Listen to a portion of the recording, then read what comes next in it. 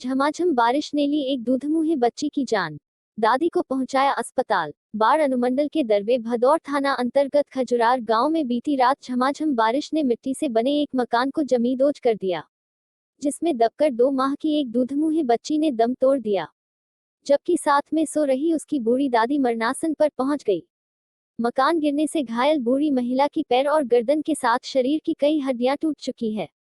बच्ची के शव और घायल वृद्ध महिला को एम्बुलेंस के जरिए सदर अस्पताल लेकर पहुंचे। पंचायत समिति सदस्य ने बताया कि भारी बारिश के कारण मकान गिरने से यह हादसा हुआ है, जिसमें एक बच्ची की मौत हो गई है और उसकी दादी गंभीर रूप से घायल हो गई है। स्क्रिप्ट राइटर अनिल कुमार, वरीय संवाददाता, न्यूज संकलन ब्रजकिशोर पिंटू। ये खजुरार गांव में लालू मंडल जी का पत्नी का जो है कच्चिया मकान देह पर गिर गया रात में 12 बजे, और इनका उसमें वो पोती भी लॉस हो गई। 2 बरस की है, लाडली कुमारी नाम है। 2 महीने की है।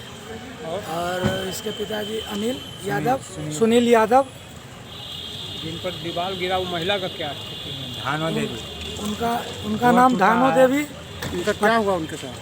उनका एक पैर डैमेज है और छाती और गर्दन का हड्डी टूटा हुआ है। क्या नाम हुआ उसका? मिथिलेश कुमार, पंचायत समिति खजुरार।